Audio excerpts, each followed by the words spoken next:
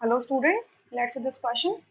The question says match the following column 1 and column 2. Column 1 और column 2 को match करना है, ठीक है? So column 1 में हमसे क्या कह रहे हैं? यहाँ पे चार चीजें लिखी हैं A B C D. आपको करेक्ट मैच यहाँ से फाइंड आउट करके आपको पता करना है, ठीक है? सो एक एक करके स्टार्ट करते हैं। कॉलम 1 में सबसे पहले लिखा हुआ है ए के अंदर NaH2PO4 प्लस Na2HPO4, ठीक है? देखिए NaH2PO4 और दूसरा क्या है आपका, इसको Na को हटा दो तो Na को हटा दोगे तो इसके ऊपर क्या आ जाएगा, एक नेगेटिव चार्ज आ जाएगा। और दूसरा क्या है, HPO4 2 नेगेटिव, ठीक है? तो अगर मैं देखूं H2PO4 नेगेटिव है, ये क्या कर सकता है, एक प्रोटॉन रिलीज कर सकता है और किस में कन्वर्ट हो सकता है, HPO4 2 नेगेटिव में, इसमें कन्वर्ट हो सकता है।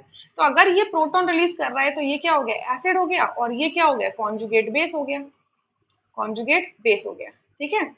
तो अगर इन दोनों को साथ में डाला हुआ है तो एक एसिड के साथ में H3PO4 H2PO4, क्योंकि ये क्या है, एक एनायन है, एक एनायन से आप प्रोटॉन निकाल रहे हो ऑलरेडी, तो ये वीक एसिड की तरह काम करेगा। तो वीक एसिड और उसके कॉन्जुगेट बेस का मिक्सचर क्या कहलाता है, बफर कहलाता है। तो ये क्या होगा, बफर सिस्टम होगा, ठीक है? बफर सिस्टम होगा, यानी कि ए का मैच होगा पी के साथ में। देखो पी के साथ में दिख रहा है, यहाँ पे पी के साथ में दिख रहा है, पी के साथ में दिख रहा है। अब क्यू, पीएच देखो ये क्या है, एसिडिक बफर है ना, तो एसिडिक बफर का पीएच क्या होगा, लेस देन 7 होगा, तो क्यू क्यू हो जाएगा इसका। यहाँ पर भी क्यू दिख रहा है, ठीक है? अब बफर्स क्या होते हैं, बफर्स ऐसे सिस्टम होता है जो पीएच चेंज नहीं होता, जिसका पीएच चेंज नहीं होता।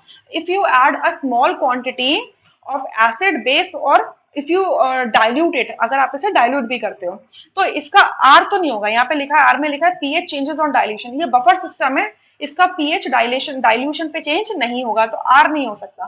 तो थर्ड ऑप्शन यहाँ से रूल आउट हो गया, ठीक है?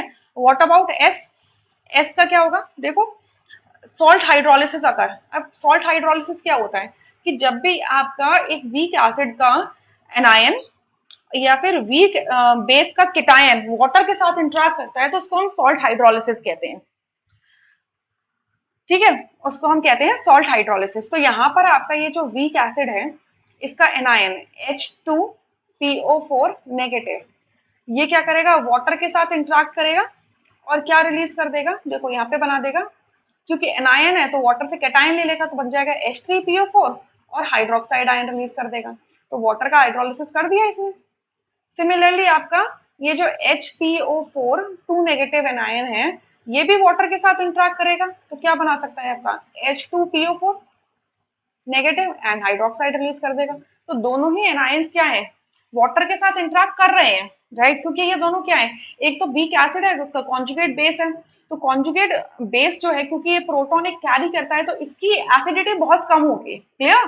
तो ये क्या करेगा, वाटर के साथ इंटरेक्ट करेगा, इस वजह से ये दोनों क्या करेंगे, सॉल्ट हाइड्रोलिसिस करेंगे।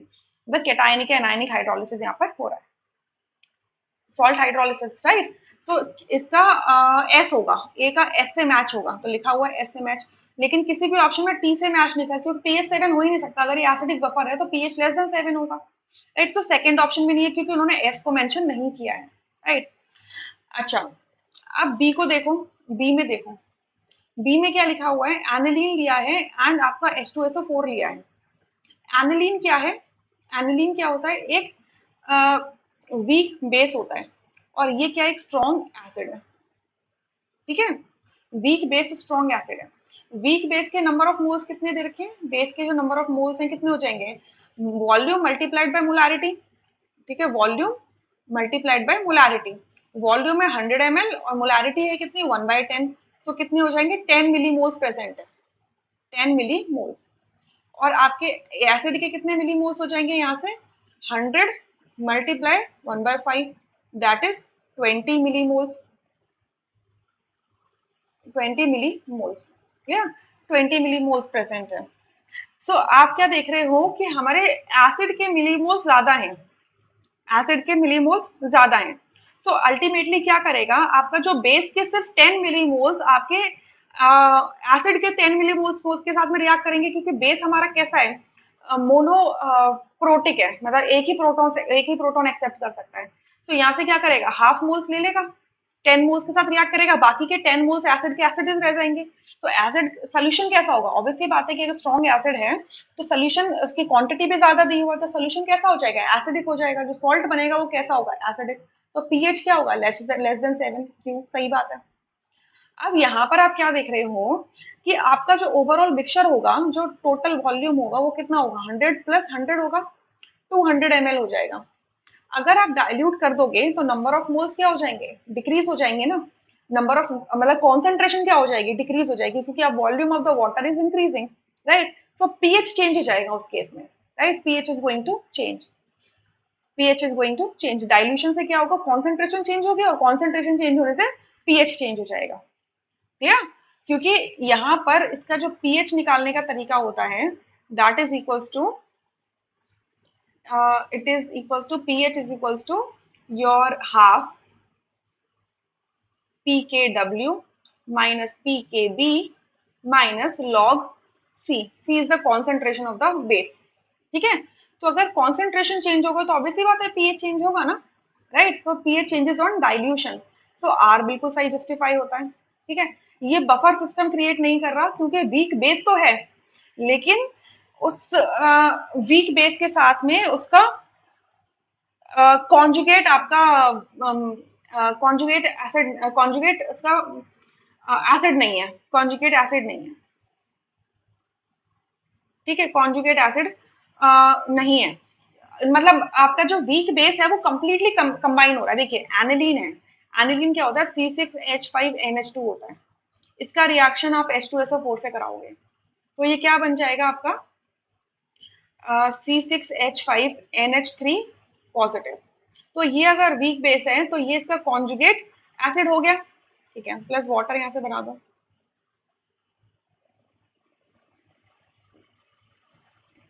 सॉल्ट प्लस वाटर, ठीक है। सल्फेट इसको क्या करेगा? सराउंड करेगा, ठीक है। अच्छा, अब यहां से आप एक चीज नोटिस करोगे कि आपका जो वीक बेस है वो पूरा का पूरा कंज्यूम हो चुका है, वो पूरा का पूरा कॉन्जुगेट बेस में कन्वर्ट हो गया। तो कॉन्जुगेट बेस तो बना है बट वीक एसिड नहीं बचा, इस वजह से बफर सिस्टम नहीं है, ठीक है। अब what about S?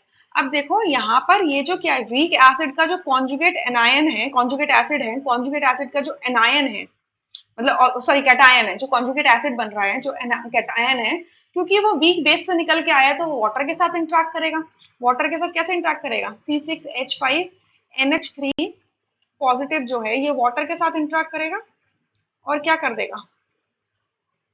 C6H5NH3 positive OH negative इस तरीके से बनाएगा, प्लस H पॉजिटिव रिलीज कर देगा, यानी कि वाटर का हाइड्रोलिसिस के मतलब सॉल्ट हाइड्रोलिसिस हुआ इस केस में। क्लियर? सो S भी हो जाएगा, तो S यहाँ पे लिखा हुआ है। Clear?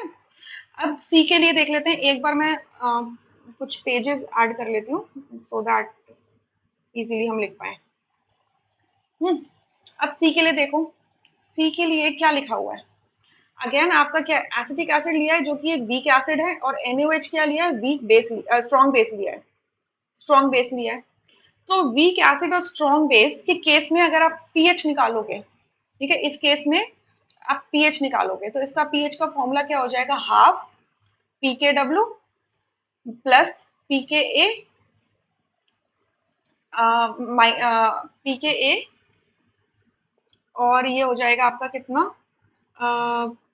Plus log concentration, plus log of concentration of the acid, ठीक है। सो देखो पहला तो आपका क्या होगा कि अगर एसिड और बेस के मिक्सचर में आप डाइल्यूशन कॉज करोगे तो पीएच चेंज हो जाएगा, यानी कि सी का आर सही लिखा हुआ है, ठीक है। अब ये कैसा है? आपका मिक्सचर दे रखा है कैसा? आपका 100 ml एसिटिक एसिड है 1/10 मोलर, और 100 ml NaOH है 1/10 मोलर। सो दोनों के नंबर ऑफ मोल्स निकालो। Number of moles of base कितने हो जाएंगे? फॉर्मूला मैं पहले लिख चुकी हूँ, वॉल्यूम मल्टीप्लाइड बाय मोलारिटी, मैंने पहले लिख दिया था, तो 1/10 हो जाएगा आपके 10 millimoles. Yeah, and number of moles of acid 100 into 1/10, so इसके भी कितने होंगे? 10 मिलीमोल्स। सो आपका दोनों एसिड और बेस कैसे हैं?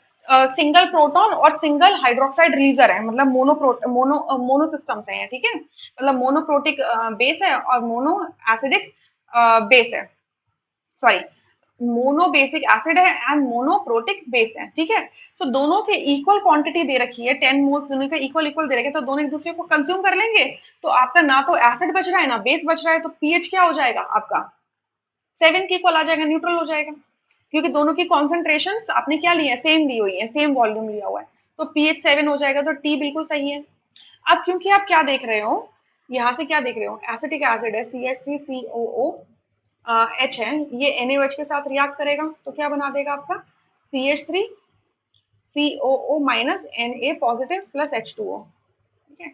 अब क्योंकि ये जो वीक एसिड है, इस वीक एसिड का ये जो कॉन्जुगेट बेस है, ठीक है, ये आपके वाटर के साथ इंटरेक्ट करेगा, क्योंकि ये क्या है, एनायन है वीक एसिड का, सो ये वाटर के साथ इंटरेक्ट करेगा, राइट। सो क्या बना देगा ये CH3COOH प्लस आपका OH नेगेटिव, क्लियर। सो इसको हम कहते हैं सॉल्ट हाइड्रोलिसिस। तो यहाँ पर सर्टेन एक एनायन कर रहा है, तो एनायनिक हाइड्रोलिसिस जाएगा, तो ओवरऑल सॉल्ट हाइड्रोलिसिस का पार्ट है, सो सी का S हो जाएगा, ठीक है।